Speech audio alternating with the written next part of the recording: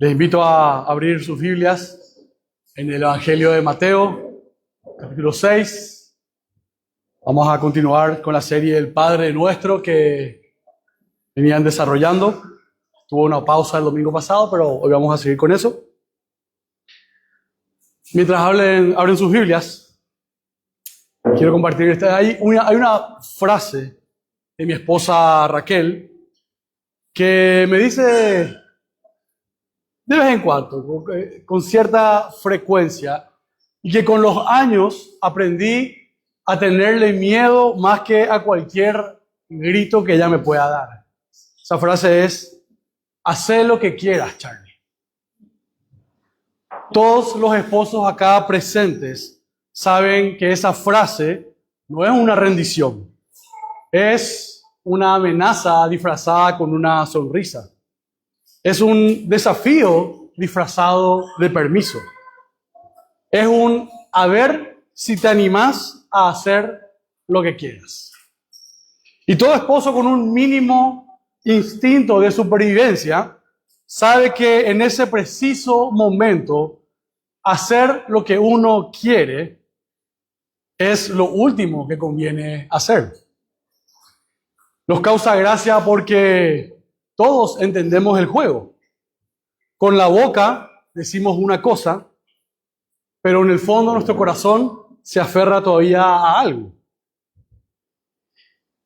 Y cuando le decimos a Dios, hágase tu voluntad, muchas veces estamos haciendo exactamente lo mismo. Con la boca entregando, pero con el corazón seguimos aferrados a nuestro propio plan. Pero el texto de hoy nos va a mostrar que el problema es más profundo que sencillamente hablar y decir algo con sinceridad. No se trata solamente de si lo decimos de todo corazón.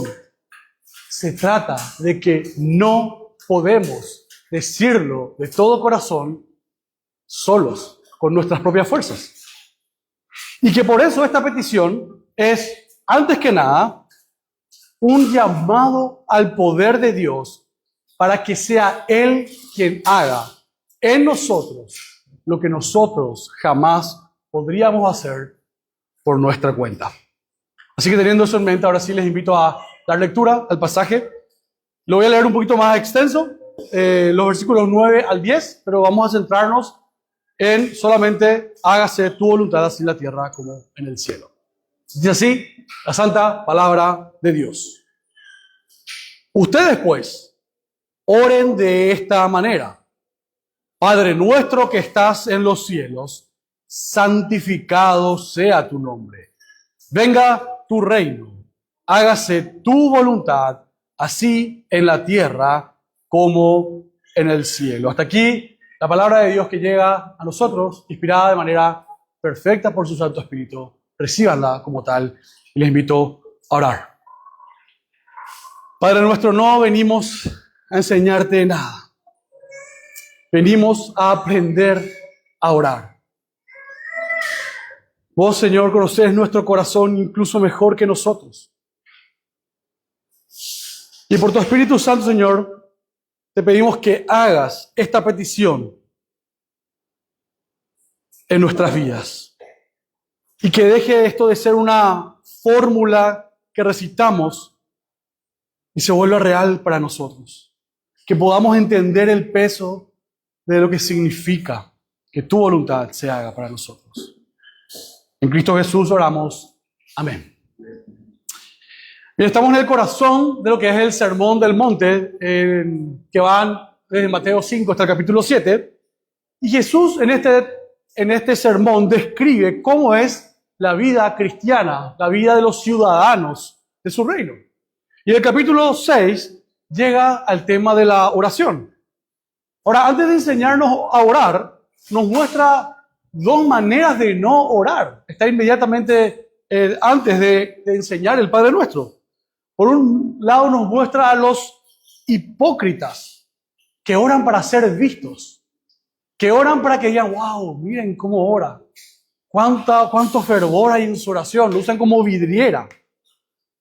un espectáculo religioso donde Dios es apenas la excusa. Y también nos muestra que los gentiles oran con palabrerías interminables, creyendo que serán oídos por lo mucho que dicen. La oración para estos gentiles es una superstición. Oran sin saber, oran sin entender. Oran porque creen que eso les ayuda. No oran pensando en Dios. Oran pensando que si no oran, Dios se va a enojar. Es un elemento supersticioso. Y frente a estas dos deformaciones, Jesús entrega un modelo breve, profundo y ordenado de oración. Y el orden es sumamente importante. Las tres primeras peticiones, las que vamos a terminar de profundizar hoy, ponen el ojo en Dios, miran a Dios. Hablan de su nombre, hablaba de su reino el sermón pasado, y ahora habla de su voluntad. Antes de que aparezca una sola petición para nuestras vidas, todo está centrado en Él. La semana antepasada el pastor Hugo nos habló sobre la segunda petición, venga a tu reino. Y la tercera va de la mano. Porque si pedimos que venga el reino, también pedimos que el rey gobierne. No solo pedimos que su reino venga, pedimos que nuestro rey reine. Veamos entonces qué estamos pidiendo realmente. El texto nos va a mostrar tres cosas. Esta es una petición que en primer lugar nos desnuda, una petición que corona al rey y es una petición que Cristo ya cumplió. Vamos al primer punto, dice una petición que nos desnuda. A primera vista, esta parece la petición más fácil del Padre Nuestro. Es la que más repetimos, la que decimos casi en automático. Pero cuando miramos de cerca descubrimos que es la más difícil de orar con honestidad. Y en el original, la palabra hágase no es un suspiro resignado. No, y bueno, haz lo que quieras. Es un imperativo. Trata de ser como una orden, pero no es una orden a Dios, es una petición fervorosa, una petición valiente. Lo que expresa es que acontezca tu voluntad. Trata de mostrar el énfasis de hacer que la voluntad de Dios sea la que se haga. Y está en voz pasiva. Y perdone el tecnicismo, pero es importante entender que en el idioma original se distingue el voz pasivo de la voz activa. Para entender un poquitito, suelo usar siempre el ejemplo de yo me ato mis zapatos, es una voz activa. Yo estoy haciendo la acción. Pero cuando digo mis zapatos son atados, yo no hago la acción. Es alguien haciendo la acción en mis zapatos. Y eso es lo que nos quiere mostrar este verbo también. Es un verbo pasivo divino. Nos muestra que es Dios quien lleva a cargo la acción. Señala a que quien lo tiene que realizar es Dios mismo. Así que no le estamos diciendo a Dios, dame fuerzas que yo me encargo. Le estamos diciendo, hacelo vos, Señor. Porque yo no puedo. Y la pregunta es, ¿por qué no podemos? Bueno, nuestro catecismo mayor lo responde sin anestesia.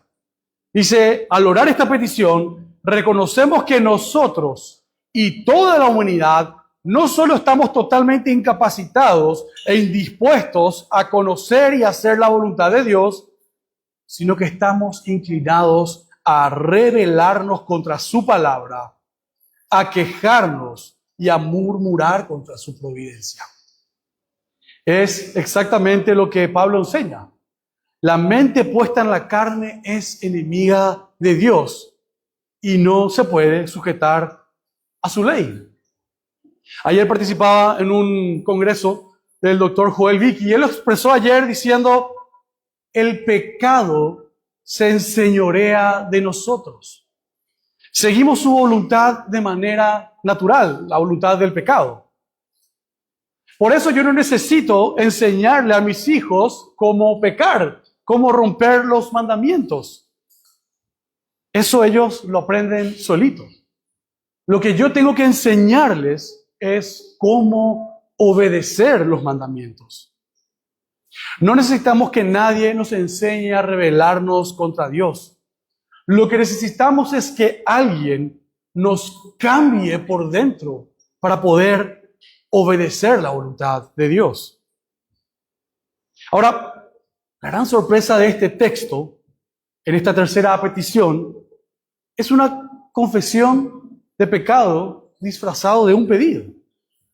Nadie que pueda hacer la voluntad de Dios por sus propias fuerzas necesita hacer esta oración. Pedirla es admitir dos cosas a la vez: que no queremos y que no podemos. Por eso esta petición nos desnuda, nos saca el disfraz de religiosos autosuficientes y nos deja como realmente somos, rebeldes que necesitan ser transformados. ¿Cuántas veces dijimos esta frase como quien firma una derrota? La decimos en los velorios, en los hospitales, cuando ya no queda otra, con dientes apretados, como si Dios nos hubiera ganado un partido que queríamos ganar nosotros. Y bueno, entonces, que se haga la voluntad de Dios, que se haga lo que Él quiere. Ahora, nosotros no fuimos llamados a decirlas como vencidos. Así que esta semana, cuando oremos, no la digamos como una resolución personal. Digámoslo como lo que es, una súplica. Señor, yo no quiero ni puedo. Hacelo vos. Y luego confiemos en que Él lo hará, porque Él prometió que lo haría. Queridos hermanos, hágase tu voluntad. No es una frase que se recita, es una rendición confiada ante el Rey. Es reconocer que Él reina y que buscamos someternos a su voluntad, buscar lo que Él quiere. Y confiar en el Rey nos lleva justamente al segundo punto, que es una petición que corona al Rey. Si Dios es quien debe hacer su voluntad, ¿dónde pedimos que lo haga? Y el texto responde, dice, así en la tierra como en el cielo. Cuando escuchamos en la tierra, o cuando leemos en la tierra, a veces nuestra mente vuela lejos, piensa en un globo terráqueo, mapamundi, y piensa, oh sí Señor, haz tu voluntad con los misioneros que están luchando contra el Islam, que están con personas perdidas. Pero Mateo, en todo el Evangelio, nos invita a quedarnos a mirar mucho más cerca. A lo largo de todo el Evangelio, hacer la voluntad del Padre define algo mucho más cercano. Un capítulo después de lo que estamos leyendo ahora, Jesús advierte, no todo el que me dice Señor, Señor, entrará en el reino de los cielos, sino el que hace la voluntad de mi Padre. Está hablando de algo personal. Lo vemos en Mateo 7:21. Y más adelante dice, cualquiera que hace la voluntad de mi Padre que está en los cielos, ese es mi hermano y mi hermana y mi madre. Lo vemos en Mateo 12:50. La tierra, donde la voluntad de Dios tiene que empezar a hacerse, no está del otro lado del océano. Empieza en el metro cuadrado de cada uno de nosotros, cada espacio que nosotros ocupamos, en mi carácter, en mi corazón, en mi mente. en cómo reacciono cuando me contradicen, en qué hago con mi plata, cómo la manejo, en lo que digo con mi lengua y en lo que miro con mis ojos. El que ora, el capítulo 6, se compromete a vivir los capítulos 5 al 7. Es como cuando recibimos una visita en casa. A la visita siempre la hacemos pasar a la sala, que está bien arregladita, le servimos el tereré, ponemos más hielo, le mostramos todo lo que está presentable, pero casi todas las casas está la piscita del fondo con llave, donde se amontona el desorden, lo roto, lo que no queremos que los otros vean. Muchos de nosotros tratamos a Cristo como la visita. Le abrimos la sala, le mostramos lo lindo, le convidamos una hora los domingos y le sonreímos desde la puerta. Pero el rey no vino de visita. Vino con el título de propiedad de toda la casa. Y va a golpear con paciencia, pero con todo el derecho, la puerta de cada piecita que mantenemos cerrada. Es muy fácil orar, hágase tu voluntad, pensando en los demás. Que Dios cambie al país, que Dios le cambie a mi jefe, al cónyuge, a mis hijos. Esa es nuestra especialidad. Pedir avivamiento para la ciudad y mantener con llave la piscita del fondo de nuestro propio corazón. Esta mañana el texto nos invita a orar al revés. Nos invita a orar, Señor, empezá por casa. No oramos esto como voluntarios que ofrecen su metro cuadrado. La oramos como rebeldes que reconocen que su propio corazón es un territorio ocupado, es un territorio que necesita ser transformado. Y le piden al rey que lo tome por la fuerza, con su gracia. Queridos hermanos, el territorio más rebelde de la tierra no aparece en ningún mapa. Late dentro de nuestro corazón. Eso es lo primero que tenemos que entregar al Señor. Ahora, llegar a este punto, seamos honestos. Esto puede sentirse demasiado grande para nosotros. Si no podemos hacer la voluntad de Dios, si no podemos ni siquiera entender sus planes,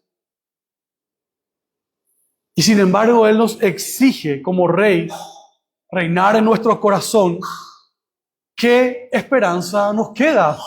¿Cómo lo vamos a hacer? La respuesta a esto está 20 capítulos después en el mismo Evangelio. El Evangelio de San Mateo es el único que registra este detalle en Getsemaní. Y nos muestra con todo el peso de la cruz encima. Jesús ora por segunda vez y dice, palabra por palabra, exactamente esta misma petición del Padre nuestro. Hágase tu voluntad, en Mateo 26, 42. El que nos enseñó la petición es el único que la oró perfectamente.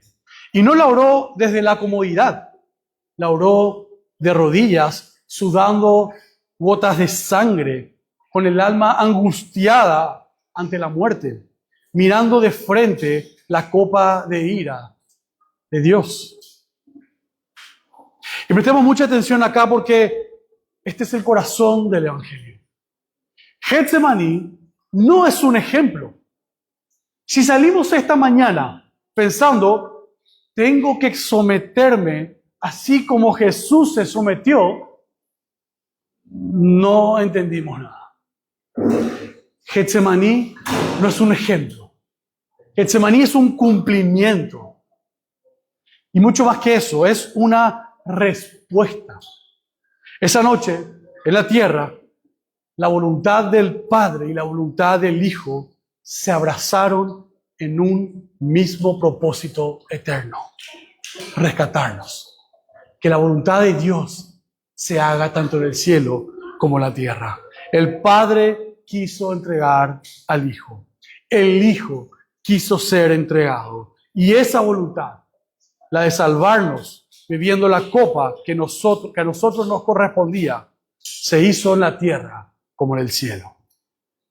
Queridos hermanos, nosotros no imitamos Getsemaní. Nosotros somos el fruto de Getsemaní. Nunca oramos, hágase tu voluntad, con todo el corazón. Jesús lo oró por nosotros. Y por eso, por esa oración que Jesús hizo, fuimos perdonados a través de la sustitución que Jesús hizo. Él oró para que el castigo que nosotros merecíamos caiga sobre Él y para que la justicia de Cristo pueda ser aplicada en nosotros. Esa es la voluntad de Dios, haciéndose en la tierra como en el cielo. Esa es la voluntad que nosotros jamás podríamos haber hecho y que suplicamos al Padre que lo haga. Getsemaní es el cumplimiento. Y solamente por ese cumplimiento es que nosotros ahora podemos someternos con gozo. Pablo dice que al ser transformados mediante la renovación de nuestra mente, comprobamos que la voluntad de Dios es buena, agradable y perfecta. La prueba más clara de eso es el Calvario. Si Dios entregó a su propio Hijo por amor a nosotros, entonces podemos confiar en su voluntad, aun cuando esa voluntad no nos parezca correcta, nos parezca dolorosa. Si Dios pudo usar la peor abominación humana de crucificar al Creador para nuestro beneficio, no hay plan que Dios no pueda hacer para que su voluntad sea buena, agradable y perfecta para nosotros. Y ahí cobra vida el salmo que leímos esta mañana más temprano. Los ángeles ejecutan su palabra obedeciendo la voz de su mandato. Salmo 103, versículo 20. Así es como se hace la voluntad de Dios en el cielo, sin quejas, sin demoras, sin reservas. Esa es la medida de la petición. Que nuestro sometimiento sea gozoso, no arrastrado, inmediato, no postergado, pleno, no negociado. Pero no perdamos de vista esto. Los ángeles nos muestran cómo se obedece. Getsemaní nos muestra por qué podemos obedecer.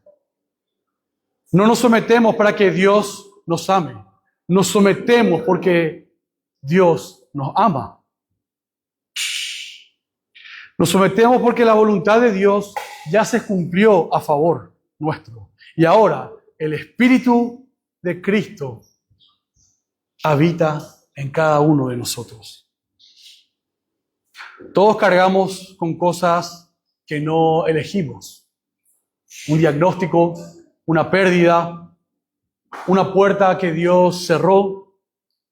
Cuando la voluntad de Dios nos parezca difícil de aceptar, no miremos primero lo que nos duele. Miremos a Getsemaní. Allí recordamos que la voluntad de Dios ya mostró de una vez y para siempre que su voluntad busca nuestro bien. El Padre no le quitó la copa al Hijo para poder decirnos sí a nosotros. El que no escatimó ni a su propio Hijo, ¿cómo no nos dará junto con Él todas las cosas? Podemos confiarle en nuestra circunstancia a un Padre así. Podemos confiar en su control, en su soberanía. No porque seamos capaces de someternos, sino porque Él ya demostró en la cruz que hace con lo que le entregamos. Vuelve su voluntad de manera perfecta. Jesús dijo sí al Padre por nosotros. Ahora el Espíritu nos enseña a decir sí ante su voluntad, con gozo, obediencia y rapidez. Queridos hermanos, solo una vez que entendemos cómo Cristo es quien hace la voluntad del Padre de manera perfecta para nosotros, solo sometiéndonos a eso, nosotros podemos conocer la voluntad de Dios.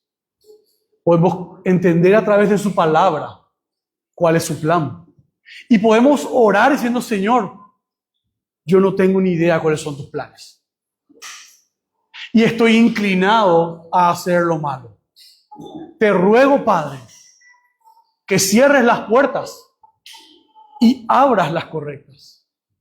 Te ruego, Padre, que me libres de hacer algo distinto a tu voluntad. Solo así podemos realmente buscar la voluntad de Dios para nuestras vidas.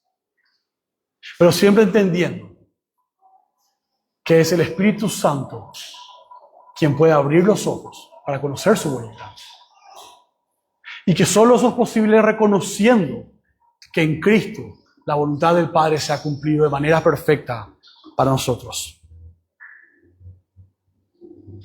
Esta mañana vimos que esta petición nos desnuda, que no es una frase de derrota, sino una rendición confiada ante el Rey, que puede hacer lo que nosotros no podemos hacer.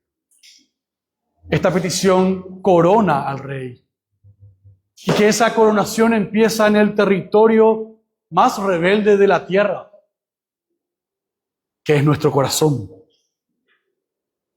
Y esta petición también nos lleva a Cristo. Él hizo perfectamente la voluntad del Padre por nosotros. Y ahora su Espíritu nos enseña a querer y obedecer esa voluntad desde el corazón. Dios nos dice, hagan lo que quieran, como una amenaza.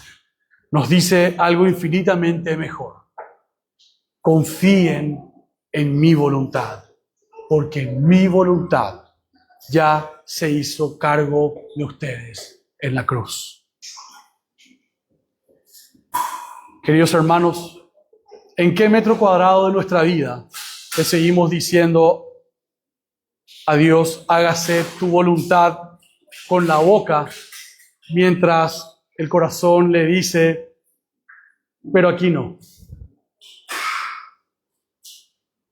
Nombremos esas áreas en nuestras oraciones de la semana delante de Él. Y en lugar de prometernos que vamos a cambiar, digámosle exactamente esto: Señor, en esto no quiero ni puedo, pero te ruego que vos lo hagas. Y si hay alguien aquí que aún no ha aceptado a Cristo, que toda tu vida pasaste haciendo tu voluntad, sé sincero. ¿Te dio la paz que buscabas? Hay uno que hizo la voluntad de Dios en tu lugar hasta la cruz, y esa voluntad era amarte. Rendirse a un Padre así no es perder la libertad, es encontrarla por primera vez.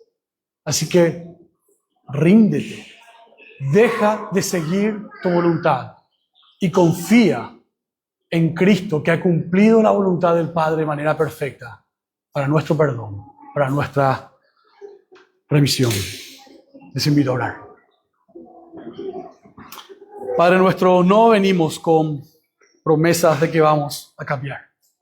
No podemos, Señor. Venimos con la única oración que podemos orar con honestidad. Hacelo vos. Reconocemos que no queremos ni podemos hacer tu voluntad sin que tú hayas obrado primero en nosotros. Que por tu Espíritu, Señor, abras nuestros ojos, quites nuestra ceguera, ablande nuestro corazón. que hagas tu obra en nosotros. Te pedimos, Señor, que abras la piecita con llave de nuestro corazón y que lo transformes.